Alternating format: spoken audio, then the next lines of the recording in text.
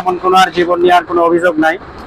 এখন জীবনটাকে উপভোগ করতে চাই, যতদিন বাঁচবো ভ্রমণ করব, ঘুরবো, বেড়াবো, চিলমুড়ে চলবো। আর আপনাদের সাপোর্ট, দোয়া, ভালোবাসা পেলে আরো এগিয়ে যাব। আসসালামু আলাইকুম। আশা করি সকলে ভালো আছেন এবং সুস্থ আছেন। আমি আলহামদুলিল্লাহ ভালো আছি এবং সুস্থ আছি। পাশে আমার দাদা রয়েছে, জীবন দাদা, উনিও ভালো আছে, সুস্থ আছে। তো আজকে আমরা ভ্রমণ করছি ট্রেনে করে। সে সকালে নাটোর থেকে বের হয়েছিলাম, সকাল 7:30টায় বাসা থেকে বের হয়ে নাটোর রেল স্টেশনে গিয়ে পৌঁছালাম হচ্ছে 1:30টায়। ওখান থেকে তিতুমিরে উঠছিলাম, তিতুমির ট্রেনটি ধরে আমি চলে আসছি সান্তাহার রেল স্টেশনে। সান্তাহার রেল স্টেশন থেকে আবার করতোয়া এক্সপ্রেস ট্রেনটিতে উঠে আমি আসি হচ্ছে দাদার এলাকায়। কোন স্টেশনে উঠলাম? আপনার সাথে বোনারপাড়া স্টেশনে আমি দাদাকে নিই। ওখান থেকে আমরা এখন যাচ্ছি পাটগ্রামের উদ্দেশ্যে। তো এখন আমরা যাচ্ছি যে পাটগ্রামের উদ্দেশ্যে, একটা বিয়ের প্রোগ্রাম আছে, ওখানে যাচ্ছি আমরা।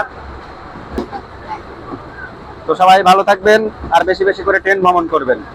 যদি আপনারা প্রকৃতি উপভোগ করতে চান, গ্রাম বাংলার প্রাকৃতিক দৃশ্য, সবুজ শ্যামল সুন্দর প্রকৃতি, এগুলো যদি আপনারা উপভোগ করতে চান, অবশ্যই বেশি বেশি ট্রেন ভ্রমণ করবেন। ভ্রমণের কোনো বিকল্প নাই। বিশেষ করে ট্রেন ভ্রমণটা যদি হয় তাহলে তার কোনো কথাই নেই। আর এখন থেকে মাসে একটা করে ট্রেন ভ্রমণ করব। নেক্সট ভ্রমণ হবে হচ্ছে নাটোর টু চিলাহাটি।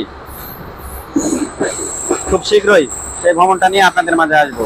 তো আজকের মতো বিদায় নিচ্ছি। সবাই ভালো থাকবেন। আল্লাহ হাফেজ।